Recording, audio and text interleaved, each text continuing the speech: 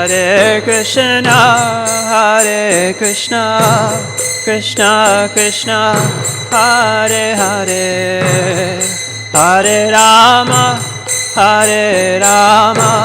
Rama Rama, Hare Hare. Hare Krishna, Krishna Krishna, Hare Hare, Hare Rama,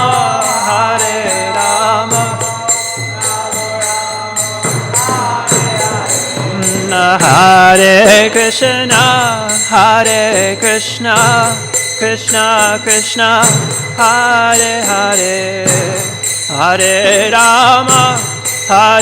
Rama, Rama Rama, Hare Hare. Hare Krishna, Krishna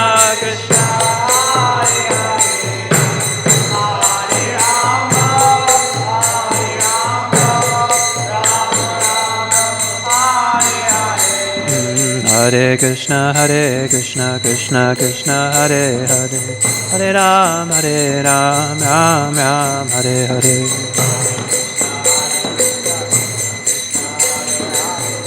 Hare Ram, Ram.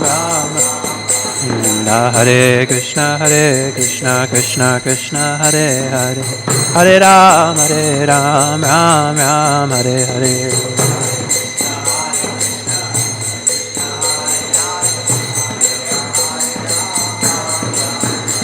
Hare Krishna, Krishna Krishna, Hare Hare, Hare Ram, Ram Ram, Hare Hare.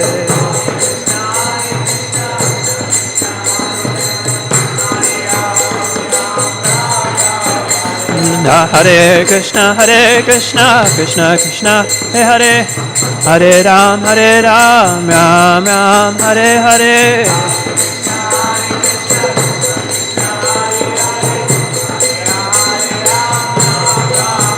Hare Krishna, Krishna Krishna, Hare Hare, Hare Ram, Ram Ram, Hare Hare.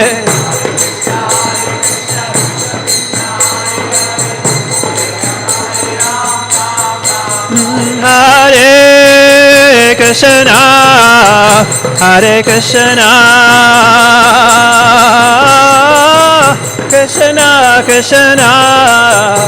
Hare Hare,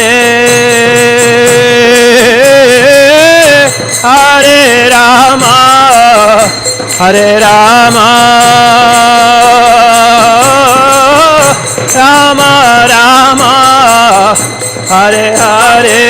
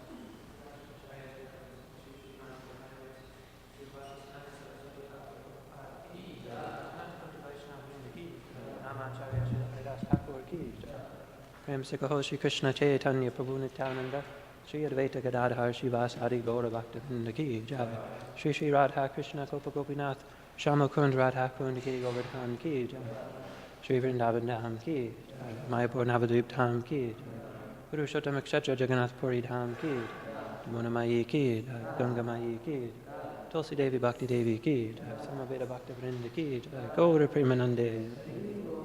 All glories to the assembled devotees. All glories to the assembled devotees. All glories to the assembled devotees. All glories to Shri Shri Guru and Gauranga.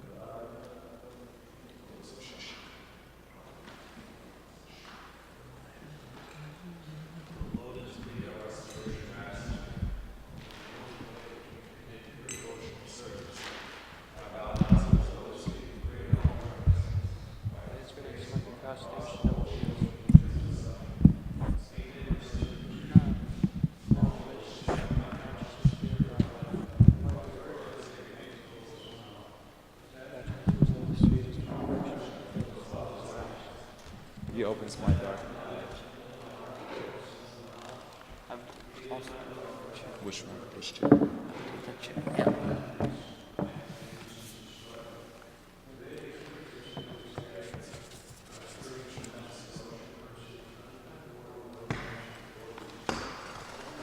Please be merciful to us.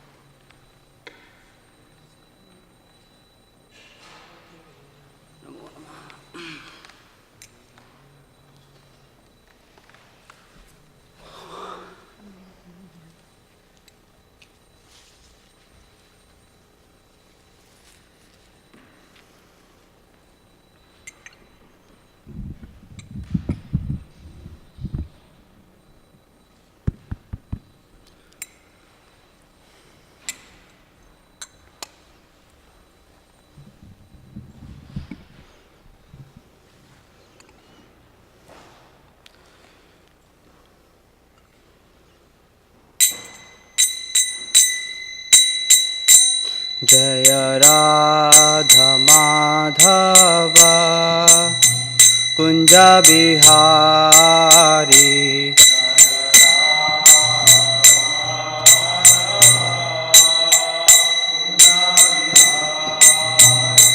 जय गोपी जनवल्लभा गिरिवरधारी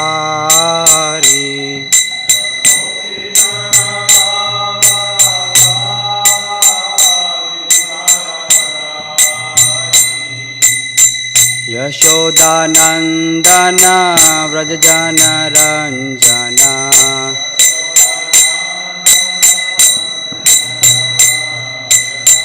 यशोदानंदन व्रज जनरंजन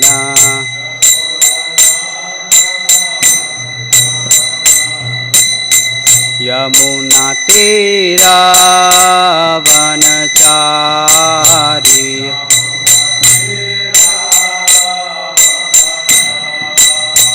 यमुना तीरा वनचारी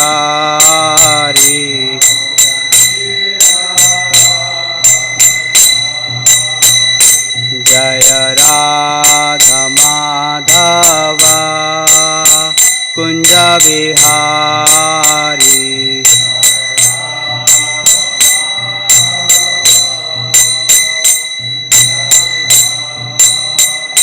जय गोपी जनवल्लभा गिरिवरधारी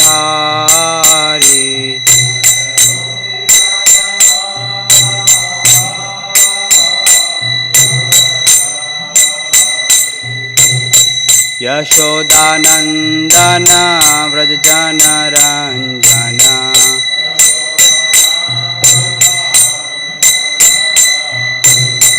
यमुना तीरा वनचारी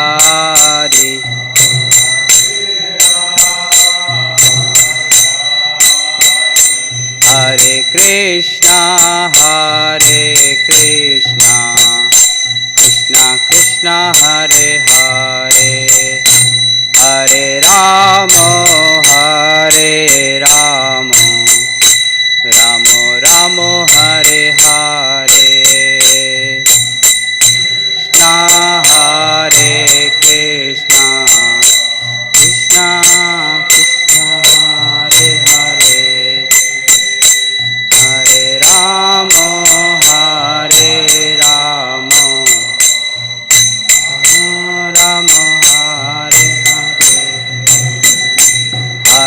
Krishna, Hare Krishna, Krishna Krishna, Hare Hare, Hare Ramo, Hare Ramo, Ramo Ramo, Hare Hare.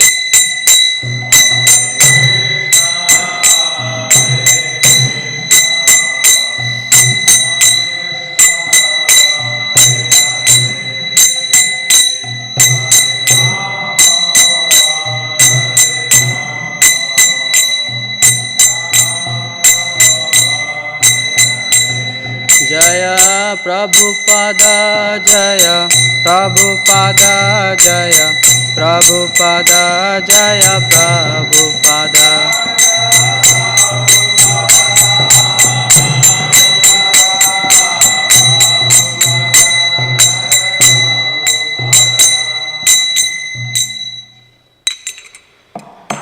Jai Om Vishnupad Paramhans Parivragacharya Ashtotar Shat Srimad His Divine Grace A.C. Bhakti Vedanta Swami Srila Prabhupada Ki Jai.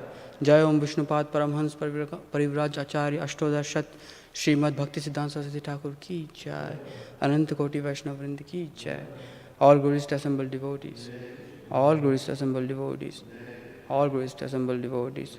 All glories to Shri Guru and Gauranga. Narayanam namaskrityam naram chaiva narottamam devim saraswatim vyasam tato jayam udirayet nashtaprayeshu abhadreshu nityam bhagavat sevaya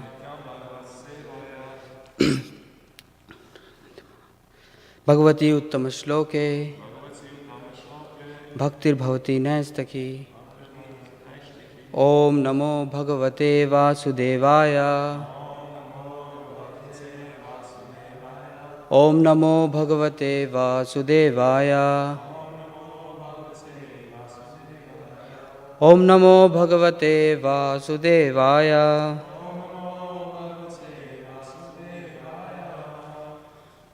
Chapter number 7. Canto 7, Chapter 1, text number 22 and 23, I believe, right? So, 22 has no purport, so we will recite 23 and we will read the translation for purport, verse number 22. The Supreme Lord is equal to all.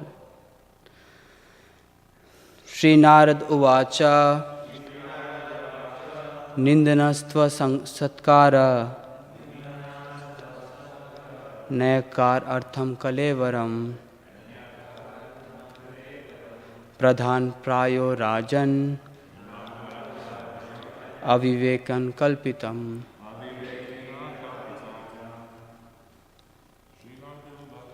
Shri Narad उवाच निंदनस्त्व सत्कार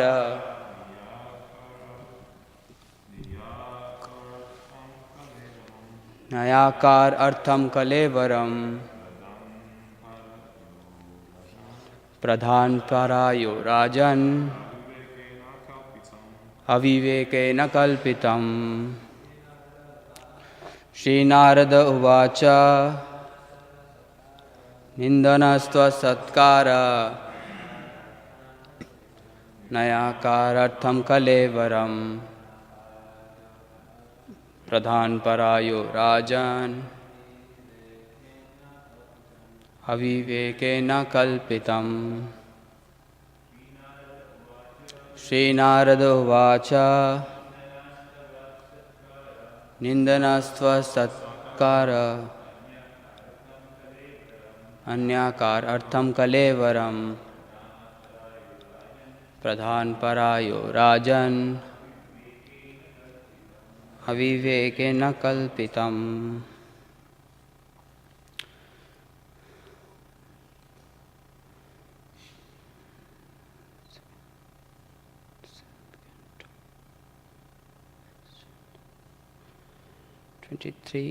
Text number 23. Go to the word by word meaning. Sri Narad Uvacha. Sri Narad Muni said, nindana, blasphemy, stav, praise, satkar, honor, nayakar, dishonor, artham, for the purpose of kalevaram, body, pradhan parayo, of nature and the Supreme Personality of Godhead.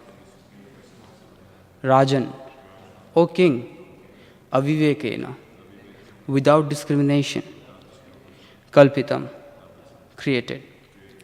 Translated by His Divine Grace A.C. Bhaktivedanta Swami Srila Prabhupada ki Jai. The great sage Sri Narad Ji said, O King, blasphemy and praise, chastisement and respect are experienced because of ignorance. The body of the conditioned soul is planned by the Lord for suffering in the material world through the agency of the external energy. Purport. In Bhagavad Gita 18.61 it is said, Ishvara sarva bhutanam hrideshu arjuna tishtati brahmyan sarva bhutani yantra rudhani mayaya. The Supreme Lord is situated in everyone's heart, O Arjuna, and is directing the wandering of all living entities who are seated as on a machine made of material energy.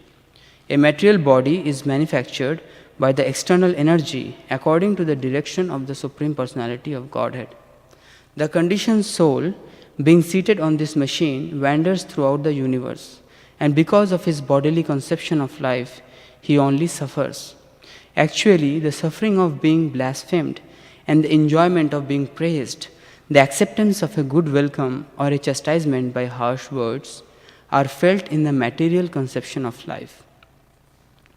But since the body of the Supreme Personality of Godhead is not material, but Satchidananda Vigraha, he is unaffected by the insults or greetings, blasphemy or prayers. Being always unaffected and complete, he does not feel extra pleasure when offered nice prayers by the devotees. Although the devotee benefits by offering prayers to the Lord, indeed the Lord is very kind to his so-called enemy, because one who always thinks of the personality of Godhead as an enemy also benefits, although he thinks of the Lord adversely. If a conditioned soul, thinking of the Lord as an enemy or a friend, somehow or other become attached to the Lord, he receives great benefit. So we will go to verse number 22 and quickly read the translation. Sri Badrayana Vacha Rajanastad Vacha Akaranya Narado Bhagavan Rishihi Tushtaha Prahattam Abhasya Srinavatsya Tatsada Kathaha. Translation. Sri Shukdev Goswami said, after hearing the request of Maharaj Yudhishthir, Narad Muni, the most powerful spiritual master, who knew everything, was very pleased. Thus he replied in the presence of everyone taking part in the yajna.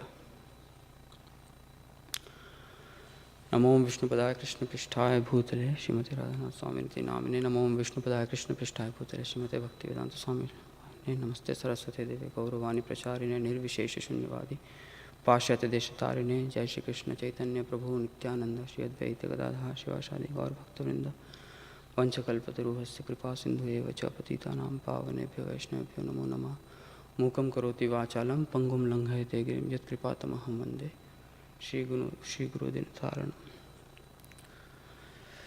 Hare Krishna devotees, thank you very much for attending this class. Actually, when I came to this temple in 2010, I had a desire to sit in front of other devotees and give a class. And during all this time, it was quite a bit of experience, and I realized that I am not qualified to sit here. But by all the mercy of devotees, all the encouragement of the devotees, I am taking this opportunity so that I can serve Srila Prabhupada and do my best during this class. So in text number 22, the text 22 verse started with Sri Badrayana Vacha. What does it mean, Badrayana? So Sri Sukadev Goswami is the son of Badrayan Vyasdev.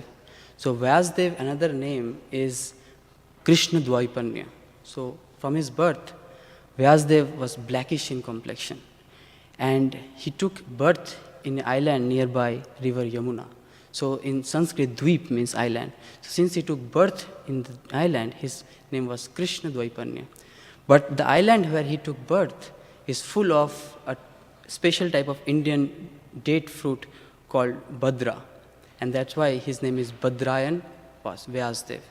And his son is named Badrayanaha. So Sri Badrayana is another name of Sukadeva Goswami. So Sukadeva Goswami is as explaining, after hearing the request of Maharaj Yudhishthir, Narad Muni, the most powerful spiritual master. So here Narad Muni has been addressed as Bhagavan.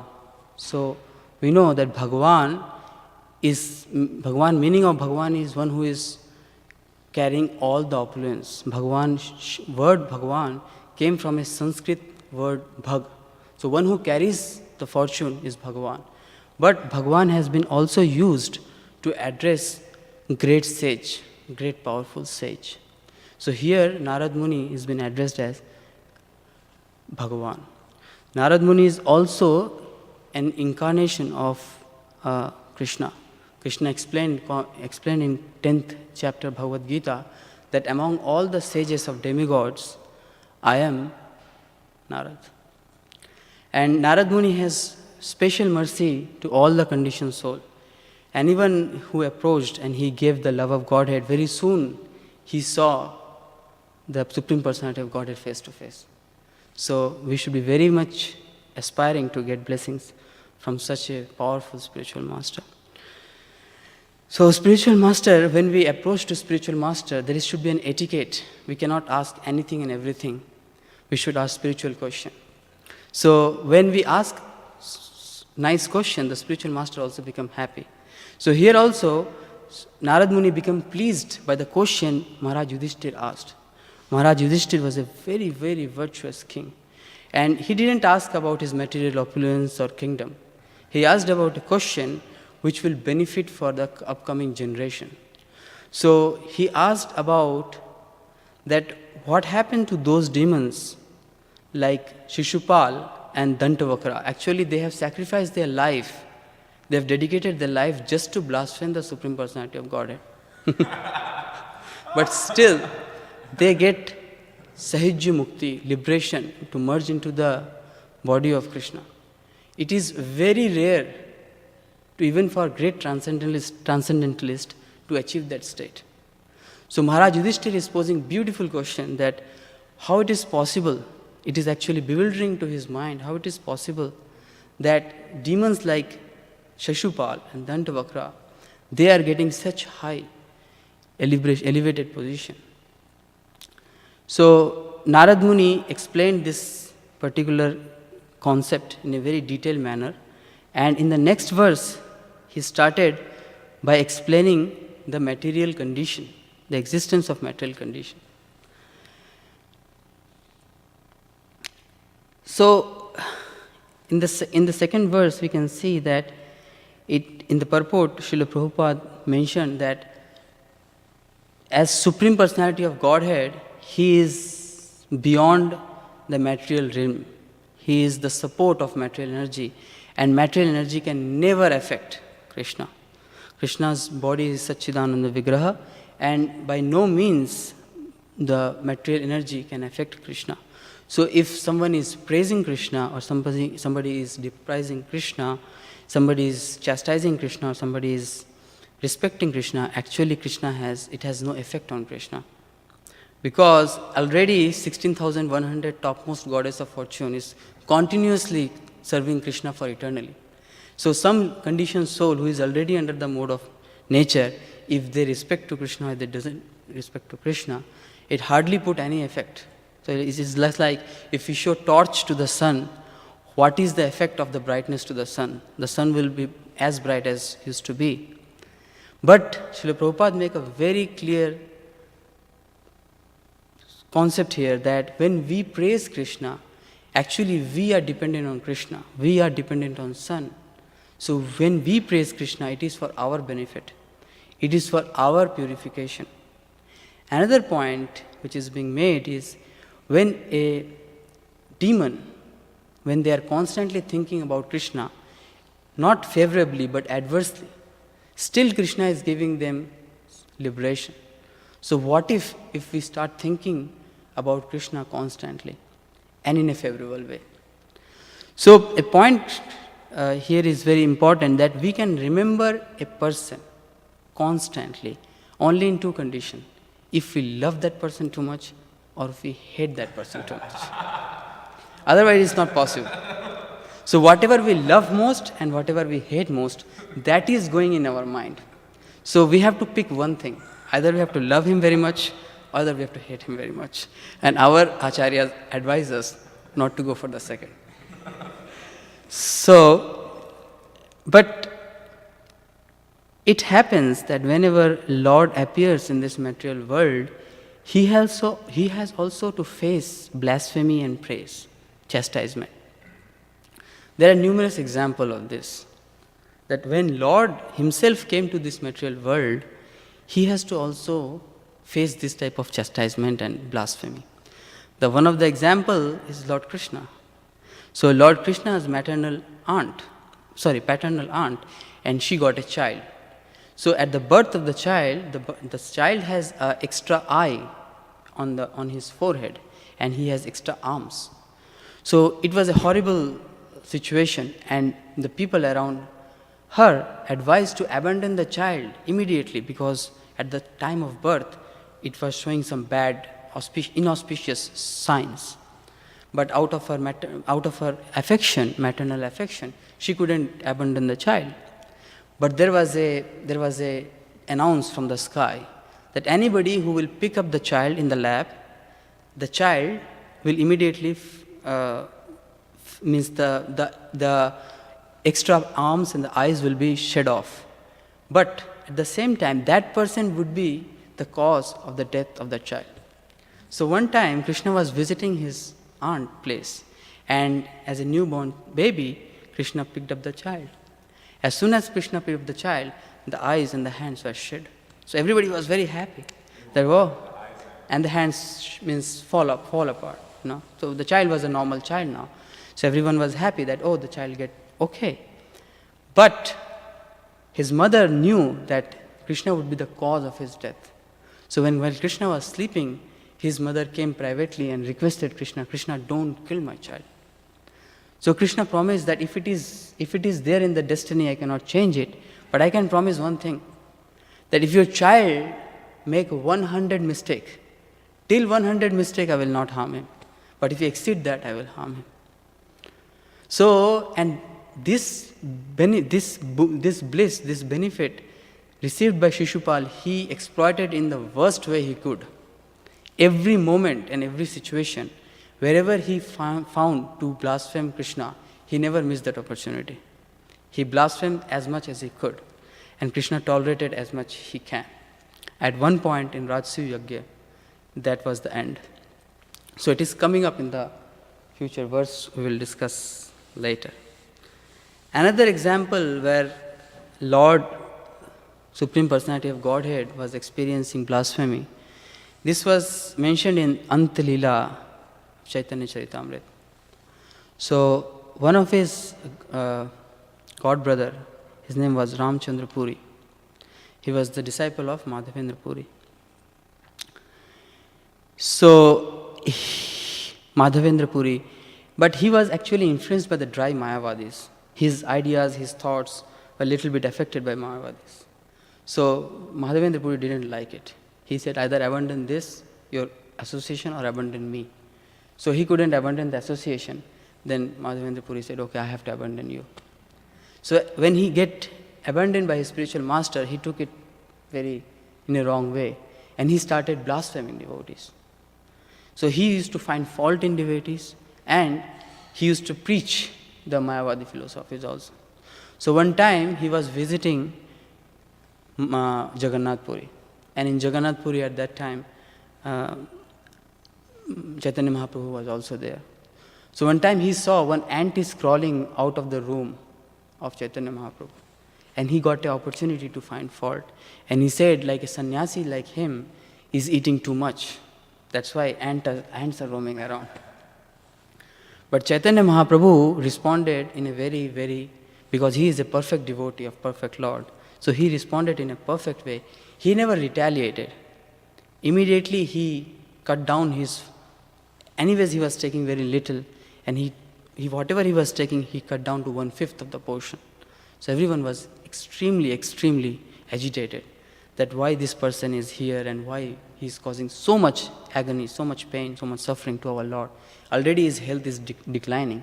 If this happens, what will happen next? So, but Lord never retaliated him as a devotee. He always paid humble obeisance. As soon as Ramachandra Puri used to come, he used to pay special attention to him and he used to give humble obeisances. But after some time, Ramachandra Puri left Jagannath Puri, and then Lord regained his health and he came back to his original diet. So this is one example when Lord as a devotee, he never retaliated to such blaspheming situation. Another example of when Lord was facing such type of difficult situation is Lord Ramchandra. So Lord Ramchandra was not only king of Ayodhya, he is the king of the whole existence, material world, spiritual world. He is the Supreme Personality of Godhead. So that one day it was decided that he will be the king, he will be declared as the king of Ayodhya. But there was a plan going on to not only not allow him to sit on the throne, but to banish him for 14 years in forest. So, but Lord Ramchandra knew everything what is going on, but he never retaliated. He took it as a order from his father, and he just means nobody could dodge him from his firm vow. He pledged to his father that I will stay in forest for 14 years and then I will come back and take the kingdom. And Bharat Maharaj, he requested him very, Bharat Maharaj, many sages, priests, ministers, all the mothers, they requested and anything, but they couldn't touch Lord Ramchandra to move from his pledge. So we can see that Lord, Supreme Personality of Godhead, they are unaffected by such type of material conditions, whether somebody prays or whether somebody chastises, it has nothing to, they are not affected at all. But when a devotee approaches a Lord and they praise, God gives special attention because he is a devotee. But not only Lord shows special such type of transcendental qualities, but the devotees of the Lord also show transcendental qualities.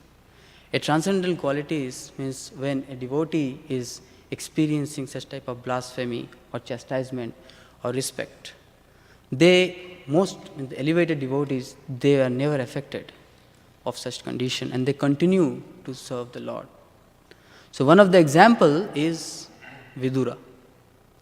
So Vidura is a half brother, I can say, of right? Am I right? Means like, okay, so he was a brother of Dhritarashtra. And Dhritarashtra was blind from his birth, and he got 100 sons, and his brother got 5 sons. And among the 100 sons, the elder son was Duryodhan, and he was the incarnation of all the bad qualities of Kali Yuga. Duryodhan. So he was so much vicious, and he was so much envious of Pandavas. From his birth, means as soon as he grew up a little, he started hatching plot to kill Pandavas. So one example we can take that his teacher's son, his teacher was Dronacharya, his son was Ashwathama. So when they were very young, very small kid, they made a plan that I will grow up and I will try to kill the Pandavas. But if I fail to kill Pandavas, you will marry my wife, you will be the king, and your son or either you will kill Pandavas. So he will always try to kill Pandavas, to dethrone the Pandavas, to take their rightful claim. And he never missed a chance.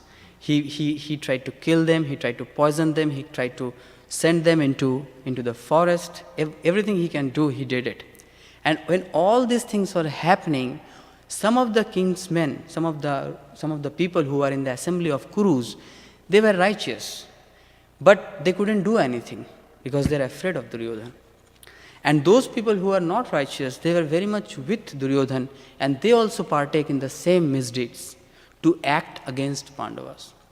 But among all the Kurus, there was one person who always speak for Pandavas, for their rightful claim, and that was Vidur. King Kunti made a beautiful prayer when Krishna came to see Queen Kunti. She made a beautiful prayer. She made that our most soft part of the body is tongue, and our most tough part of the body is teeth. So as the tongue is always surrounded by tough part teeth, I am surrounded by Kurus. So they are giving so hard time to the Pandavas. But Minister Vidura, he always used to give right and correct advice to Dhritarashtra. At that time, Duryodhana was not even king, he was a prince. And nobody can speak in front of him. He will always speak against Pandavas and nobody can speak in front of him. So Vidura one time was very hard, and he said that this cannot be accepted because it is completely against the rights of Pandavas.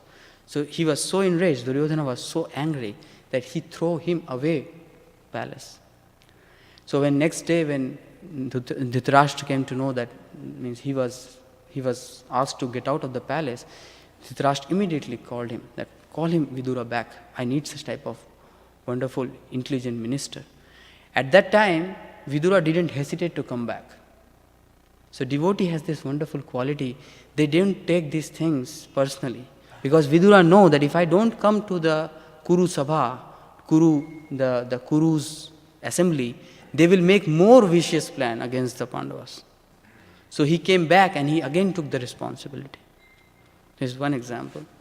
Another example is Haridas Thakur. Haridas Thakur was beaten by 22 marketplaces. And you can imagine, like, he is the topmost living entity. He is the incarnation of Lord Brahma. Means everyone should worship him. So when he took birth and he was chanting, he took birth in a Muslim family. He was chanting Lord's name. So Muslim didn't accept him because he was chanting so-called Hindu name. And Hindu couldn't accept him because he was born in Muslim family. So he was neither respected by Hindu community, neither respected by Muslim community, except devotees. Devotees always paid very, very humble respect to him. And he was treated very badly by a Muslim ruler. He was sentenced to beaten by 22 marketplaces, which is a blaspheming, means when a person commits some serious crime, then he is ordered such very, very severe punishment. So he was being beaten for 22 marketplaces, and all the time when he was beaten, he was praying to Sudarshan Chakra, please don't cut their heads, who is beating me. Who are beating me, please don't cut their heads. So we can see that how Lord's devotee are unaffected by such blaspheming situations. Another example we can take by Narad Muni. Narad Muni was showing the path to the son of Daksha. He was giving how to approach to the Supreme Personality of Godhead. It's a very particular and empowering job. Not anyone and everyone can do. But rather than being grateful, King Daksha cursed him that you can never stay at one place for long. But Narad Muni took it as a blessing. That okay, I accept it. Another example is Chitraketu. Chitraketu cursed by Mother Parvati. Now Chitraketu is a friend of Lord Shiva. They used to, as a friend, they always used to make fun and joke about others. So when Chitraketu approached Lord Shiva, he was in a friendly mood. But Mother Parvati couldn't understand his mood, and she cursed him. But Chitraketu accepted it as a blessing, and next life he took as Vatsasura. Another example where devotee took an opportunity of the blaspheming situation to glorify the Lord is by Hanuman. So Hanuman is one of the great example of how to become a devotee, how to serve Lord. So one of the great example of being a devotee we can learn from Hanuman. So Lord Ramchandra asked Hanuman to find out where is Mother Sita. And Hanuman is so eager to serve Lord Ramchandra that once if he start a mission, nobody can stop him. He will hit the mission. So he was searching Mother Sita. He crossed the ocean. The demons tried to stop him. He punched out the demons and all these stories. And at the end, he found Mother Sita. She was crying and sobbing. And then he pacified Mother Sita, and he gave the ring to Mother Sita that, Lord Ramchandra, I am the real messenger of Lord Ramchandra. Please accept this and come back with me. I will take you to back to Lord Ramchandra. But Mother Sita refused. No, I want that my Lord should come here and he should make me to escape from here. After that, so Hanuman requested that, okay, give me some type of proof that I met you, so that I can show my master. So Mother Sita gave her a chudamani, and Hanuman kept it with you to show Ramchandra that yes, I met with your Mother Sita. And then he requested that I'm very hungry, I've been trying so much, so can I eat some fruits? So he said, okay, you can eat some fruit, but be careful, there are very dangerous demons moving around. So what he did is he actually completely devastated the Ashok Vatika. It is a beautiful garden maintained by Ravana. He destroyed it, he killed one of his sons, he killed one of his minister, and then somehow or other they captured Hanuman, and they brought him into the front of Ravana. So Ravana immediately saw, and Ravana was very much, he used to see two things in a very condescending way, humans and monkeys.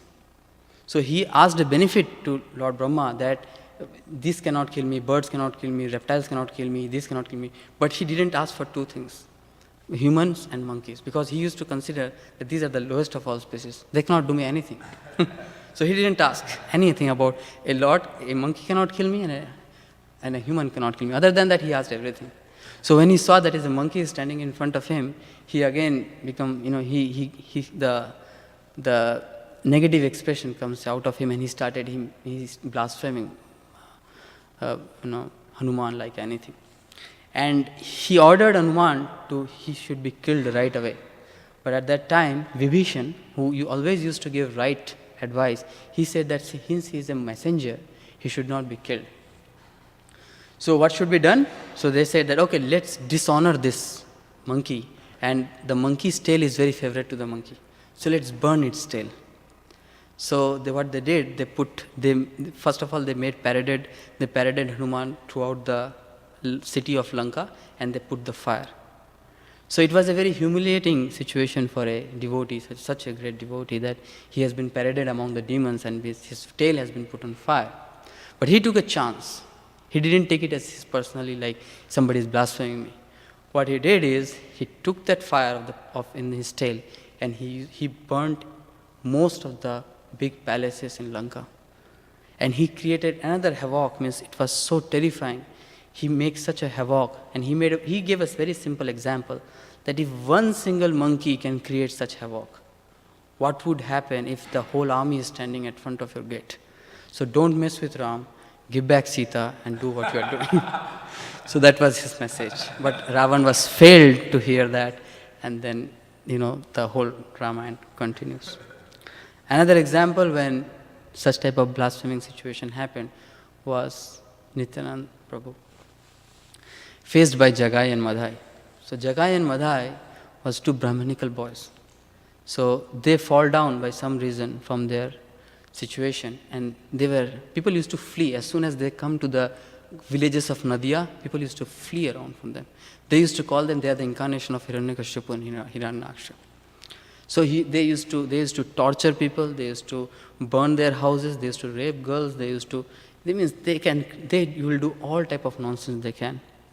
So one time, Nityananda Prabhu was there at that Nadia district, and he saw that these two Brahmanical boys were again committing some heinous crime.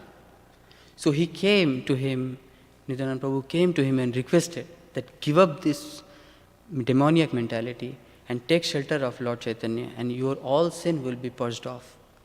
But rather listening to him, those were so much intoxicated with this, material energy, this type of enjoyment, that they ordered their men to cut Nityananda Prabhu into pieces.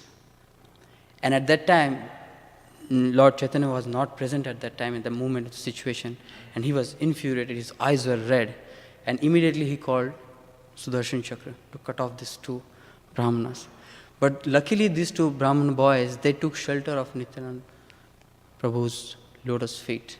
And somehow or other, means by mercy of Nityananda Prabhu, Lord Chaitanya forgive those two boys. And from the next day, they started chanting 116 rounds, Jagayan Madai. And they in future also they helped to propagate this mission.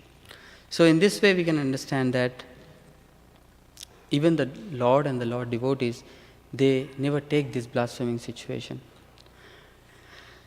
So, but coming back to practical level, when it comes to devotees like us, when we are served, we also face some situation, like somebody blasphemes us, somebody chastises us, somebody respects us, somebody praises us, and many times it happens that we lose our balance, we lose that, we get affected with that. So, why we get affected? Why we get affected when somebody blasphemes us? Any answer? Because we're contaminated by the most material nature, like a sick patient always, blaspheming his doctor, but he doesn't see that, the doctor is trying to benefit him. So even when the doctor, let's say, has some constructive criticism, or even if there's destructive criticism, from my perspective, it'll be, even if somebody criticizes us out of pride and interventions, that's for our benefit, because that gives us an opportunity to be merciful, tolerant. Otherwise, there's no means of mercy, tolerance, or forgiveness if there wasn't someone blaspheming us. So whether someone's criticizes us because we deserve it or don't deserve it, is beneficial, because it's an opportunity. So among the five, see, the soul is completely unaffected by all these material conditions. Soul cannot be touched by any material thing. But we are covered by material covering, which is made up of 8 elements broadly: fire, earth, water, air, ether, space. And there are 3 things: mind, intelligence, and false ego. So among all these 8 elements, which is the one element who is most affected by blasphemy? The false ego. So whenever somebody blasphemes us and whenever somebody praises us, our false ego is that particular element that gets most agitated. And false ego has been compared to a child who has been born as a blind. So a child who has been born as a blind, he can never see anything, any person, any face. All he can do is he can hear the voice. And as soon as he hears the voice, he becomes very terrified that somebody is going to kill me. So our false ego is like a blind child. False ego cannot see the self. It will always be blind. And whenever it hears some voice, it becomes terrified that somebody is going to destroy me. If it hears that somebody is praising somebody else, it becomes terrified. It becomes envious. So the false ego has been compared as a blind child.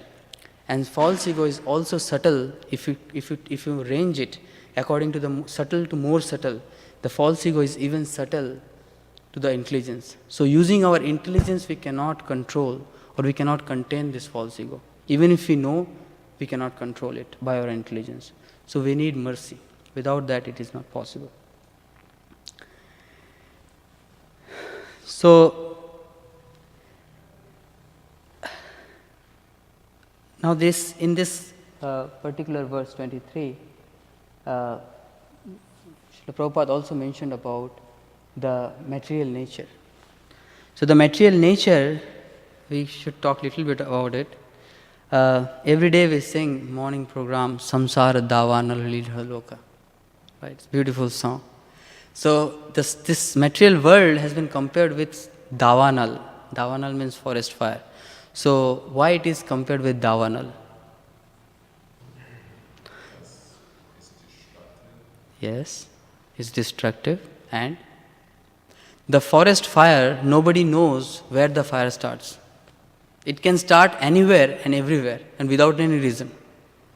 So this material world, misery can start and appear anywhere and everywhere without any reason. And when the fire forest starts, nobody knows where to run and which direction to run. Everybody runs to escape from the forest fire. And even if the forest fire gets extinguished, it takes years and decades to reflourish the flora and fauna. So this material world is a very good comparison with this forest fire. In this material world, there is miseries, and there is no direction which way to get escape those miseries. And everybody is running, everybody is chasing to escape from misery, but nobody is getting the solution. And even if somebody who takes the shelter, it is not easy to get immediate relief. It will take many time to get relief of the material misery. So that's why it is compared with Davanam. So I was listening one lecture, one devotee was explaining that many of the ISKCON devotees, they used to visit prison to help the prisoners, to give them books, to give them prasadam. So one of the devotees was experiencing his share that as soon as a prisoner visit a prison house, the inmates or the warden used to beat them, used to slap them. So they welcome them by like this to make sure that you understand that you are in a prison. It's not your home. So in the same way, as soon as the living entity enters into this material existence, he also gets such type of welcome, nice welcome. And the nice welcome is birth, old, death and disease. Nobody can escape, whether one is devotee, non-devotee, everyone has to go through it. And on top of it, there is another 3 gifts, that is Adhyatmik Klesha, Adhidevi Klesha and Adhibhautik Klesha. Misery is caused by mind, body, misery is caused by others, and misery is caused by supernatural forces. So these things makes, and these things makes this material world a place not suitable for a soul who is always Satchidananda Vigraha. Since our soul is a part and parcel of Krishna, it is also Satchidananda Vigraha, and it is always wants to enjoy in spiritual happiness. So this place is not suitable for it. So Krishna in Bhagavad Gita chapter 8:15, he said, Dukhalayam ashashvatam. It is a place of full of miseries, and ashashvatam, it is not eternal. Even if somebody gets some happiness, it is temporary, and then again misery will come. So this situation is very unsuitable for any conditioned soul to stay for long. Why it is important to understand that material world is not a suitable place? My question is, why it is important to understand that material world is full of miseries?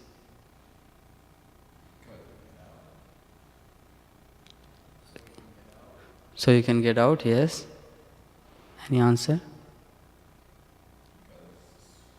Everyone wants to be happy. The soul is blissful, so even our sense gratification is suffering. Even though we can't see it at the moment, it's sense gratification. The result is misery. So everyone wants this ananda. So it's miserable, like we say. So that's why we have to. Actually, that's the right answer. But actually, when we use, suppose for example, there is a brazier in the kitchen. As soon as we use a new system, we have to use the system according to the manual created by the who is the creator of the system. So we read the manual, we understand it, and we go through all the procedures, how to implement, how to install, how to turn it on, how to turn it off. So same manual has been created by the creator of this universe. And so we have to follow that manual. When we can follow that manual, then our life can become happy. If we don't follow that manual, we cannot become happy. And it is Krishna's wish that every living entity who is conditioned due to some reason or other should come back to Godhead. And that's his message, that's his will.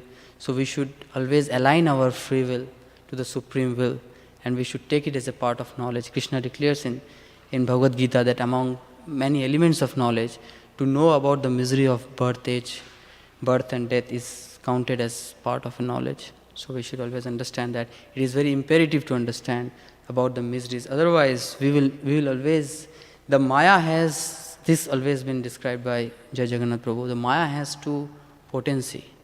One potency is called Avranatmak Shakti, another is Prakshapatmak Shakti. Avranatmak means covering. So Maya will cover. And another thing is, it has, so any situation, if suppose we are taking birth in animal species, so it will cover the situation. We will not feel anything wrong. We will find it's perfectly fine. And Prakshapatmak means it will project the happiness always outside. If you get this, you will become happy. If you get this, you will become happy. If you get this, you will become happy. So Maya, in Bhagavad Gita, Krishna says that Mam Devi Esha Gunamayi Mam Maya Duratya Mam Evahi Prapadente Maya Tam Tarantite. So Maya Devi, Krishna says, it's my invincible energy. So if something is invincible, so we cannot control it anyways. So Maya is always controlling us. As long as we are not taking shelter of Krishna, Maya is controlling us. And as long as Maya is controlling us, we have to always suffer. This material body is meant for suffering. So as long as the prisoners are in the prison house, they never get a chance to rest or peacefully live. They are always constant in tribulation. So as long as we are in this material world, we are in constant subjugation of different type of miseries. So Krishna, in third chapter of Bhagavad Gita, Krishna says that Nastir buddhir yuktasya nacha yuktasya bhavna nacha abhyavata shantir ashantasya gutta sugam. That those whose minds are not connected with Lord and those whose intelligence and consciousness is not connected with Lord, they can never attain peace. And without peace, how can they be happy? So now we have to understand this, that this world is always temporary. Nothing is stable here. So Nityananda Prabhu was giving an example that when an earthquake starts, we do not want to stay inside the home because the whole home is shaking. We want to hold something which is very strong and stable. If we cannot hold anything which is stable, we will be shaking and we will be not peaceful. So we have to hold something which is stable. And in this material world, nothing is stable. So in chapter number 10, chapter number 10, verse number 9, Krishna mentioned one verse, Mat chita mad gata prana bodhyantas parasparam kathayantas chamam nityam tushyanti cha ramanti cha. So those devotees, their life is dedicated to me and they are always engaged in devotional service. So in whole Bhagavad Gita, Krishna has used tushtanti, means satisfied, at one single place. That is the 10th chapter, 9th. That only a devotee who is engaged constantly in devotional service, only he can attain satisfaction. In nowhere there is, means in Sanskrit they use suffix anutishtanti, there is no mention of tishtanti. Krishna never give any place, any mention of satisfaction. So how we can understand that something is spiritual? So spiritual gives three things: tushti, pushti, shuddha nivaran. Tushti means satisfaction, pushti means nourishment, and shuddha nivaran means that the hunger will decrease. So only by devotional service this is possible. So we can go further, but it is 8:20.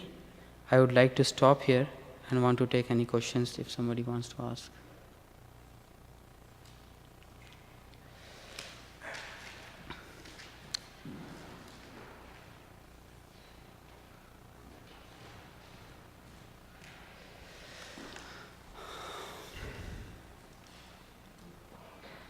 Hello. Wow, probably really wonderful class.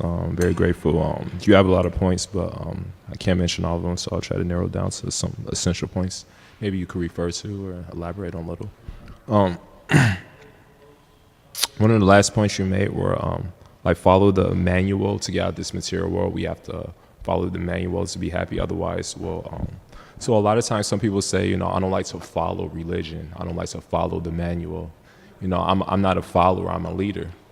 So sometimes we see that, it's pretty obvious to us, maybe not to non-devotees, is that, like Haridas Thakur, the prostitute came up to Haridas Thakur and essentially said, in a joking way, like, you want to get it on? And he was like, I'm already in with the holy name. But if someone said that to us, we're following our mind and senses. So we can't avoid, being a follower. We're all leaders to some extent, but followers, we either follow my question in regards to that is that sometimes, as far as devotee association is concerned, so we may not, one of the first 10 offense is to not commit Vaishnava pride. That's only one aspect of it. Another aspect of it is to actually appreciate, devotees. So sometimes, we may be respectful devotees, but how much is our appreciation for devotees developing? Because finally, can you elaborate on this if possible? Sure. If we don't appreciate devotees, then we'll appreciate Maya. Tell us, you can appreciate me, baby. She's a devotee too, but we don't really want to appreciate her in the sense that, we'll be devoted to her, following her our whole life. So in that sense, can you elaborate on not just only avoiding Vaishnava pride, but also appreciating devotees? And that doesn't mean necessarily, going around telling every devotee, I appreciate you. That's not possible. But just with our thoughts, how much effort does it take with our thoughts? Like, people are giving their Bhagavatam class, and I mentioned this point last time, is that how much effort does it take to encourage people to be enthusiastic in class? We have time for that, right? So maybe you could elaborate on that a little bit. Thank you for bringing up this point. Actually, I was also trying to touch this point, but it was so vast I couldn't. But since this point came up, so actually in advancing in Krishna consciousness, two things are important.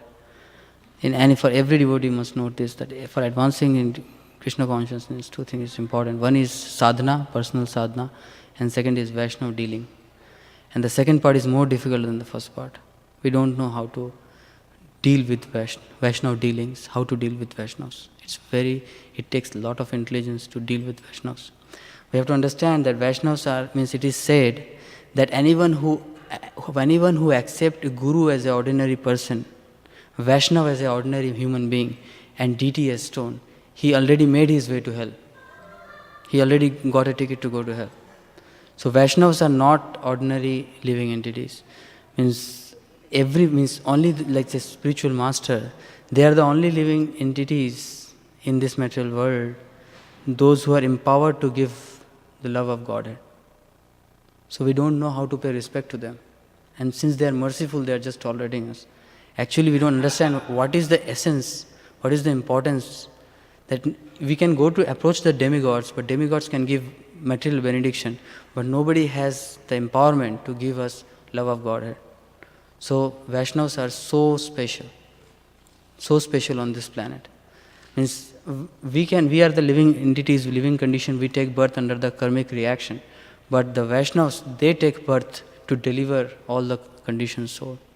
So we should definitely develop such, genuine respect for the Vaishnavas.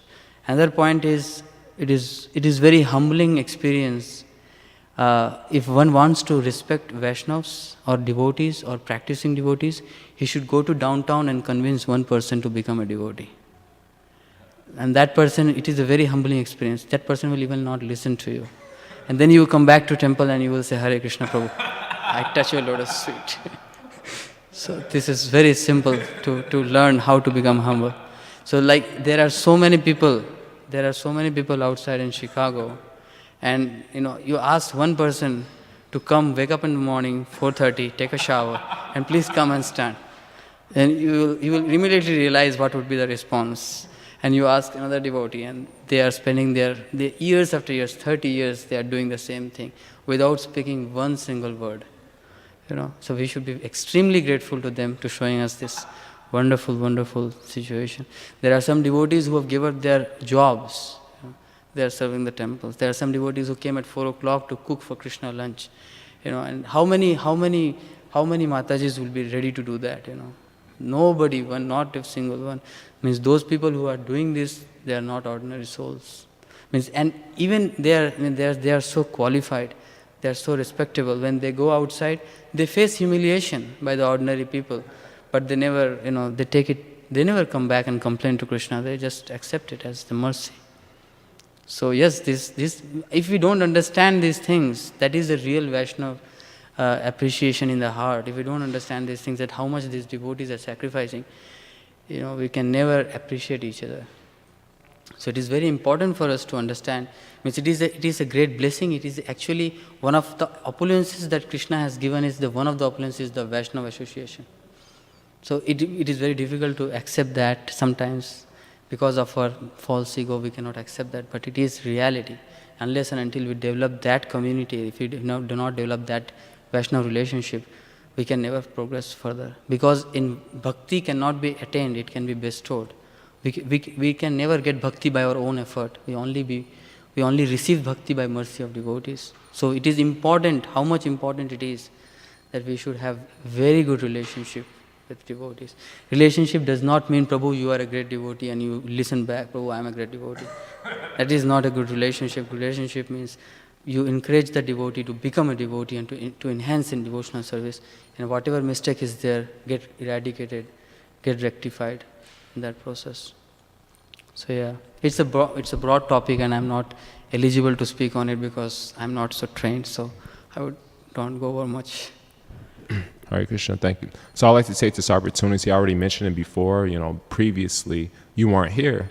So I'd like to offer my gratitude to you for playing one of the major key roles in my life.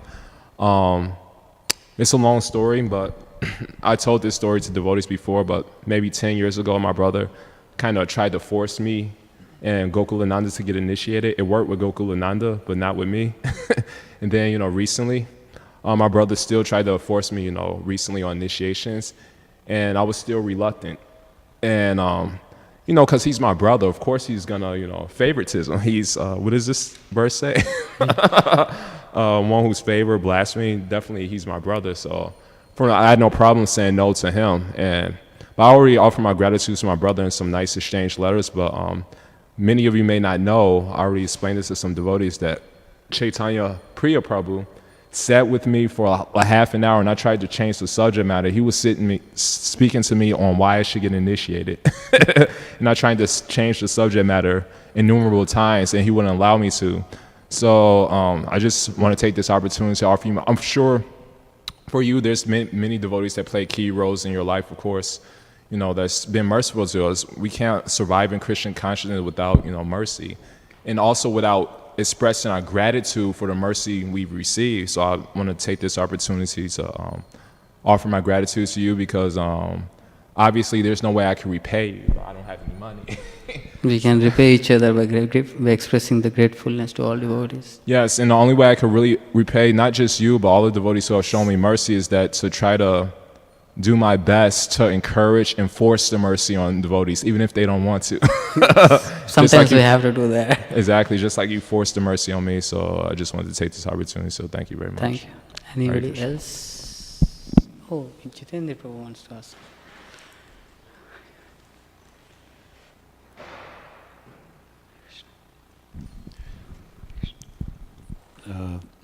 Thank you, Prabhu. Hare I Krishna, didn't know Prabhu. you were so enlightened, but thank you very much. I remember you were. I was out in front of the Evanston Temple once, and this is in reference to trying to get people to come to the temple. And this one guy drove by, and he was a guy I knew from high school, and so I said, "Wow, this is kind of a surprise. Here you are, a South Sider, and you're on the North Side." And he says, "Yeah, I just happened to be driving down the street, and I saw you out in front of the temple here." So I invited him in, and I said, "Would you like some prasadam?" So he had some prasadam, and I thought he was, coming along, and so he took the prasadam, and I gave him a book, and then I hadn't seen him. Then I didn't see him for like about another 30 years, And then I said, "Wow, I haven't seen you in a long time. How was your experience at the temple?" And he says, "Boy, I was glad to get out of there. I wish I'd never seen you on that day. It just was a miserable day for me." So this is how you trying to get people to come to the temple. And then another fella, I talked to him on the phone once, and he was kind of an obnoxious person, and he called me and he says, "You know what I'm doing now? I'm eating the cow," So they're not grateful at all, and they just try to rub it in, But Prabhupada says this is the way nature has the conditioned soul situated. So we can't expect people to come to the temple so easily. Yeah, there is a popular saying in India in Hindi that "Chimnash manuj pe chhata hai, pehle vivek mar jata hai." So when a disaster is going to come to a person, the first thing happens is his conscience will die, and then the disaster comes. So when one person loses that conscience, that what is right and what is wrong, he's definitely going to take a wrong decision. And then suffering life after life. No, the karmis would say, sticks and stones may break my bones, but names will never hurt me. but Prabhupada said that, be careful to what you say to somebody because it goes to their heart. Yes, of course. So words can be sharper than, things. Yeah. So whenever we deal with devotees, non-devotees, we should be always very careful to speak. Means think before speaking, don't speak before thinking. Oh yeah, that was one point you said, think before you speak. But sometimes we may be thinking something negative, but we don't speak it. So we should avoid it. If we can't handle the situation, simply avoid it. Give it to some person who can handle it. some people never think what they say. Some people never say what they think. Yeah. Hare Krishna. Sometimes we also do that. Yes. Hare Krishna. Thank you so much for your patience hearing. Oh, Jai. He has want to ask a question. An interruption. I was expecting one question from him. I just have a quick question. Quick Can you question, okay. please give class more often? Oh, not possible. Thank you for tolerating one time. I don't think I don't think I will get a second chance after this class. So thank you so much. Hare Krishna. Raktak Prabhu, you want to ask?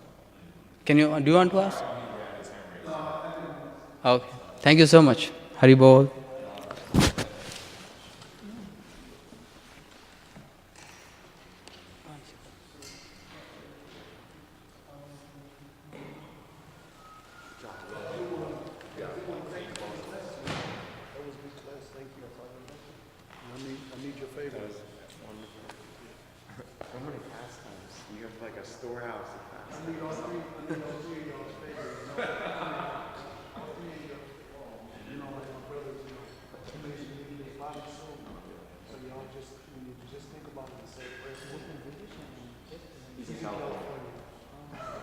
We can still visit. Let's go. With our minds. Oh, well, just say a prayer for me. What's his name? Gary. Okay. Say it. Okay.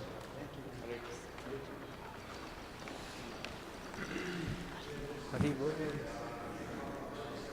I don't know how to switch it off. No, it's okay.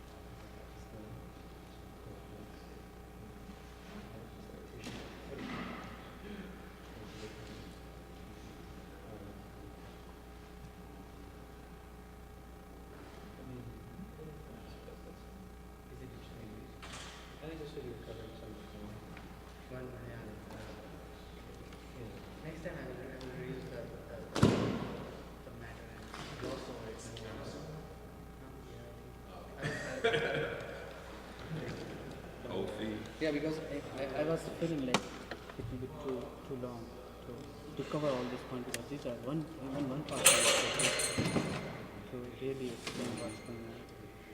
I mean, it's just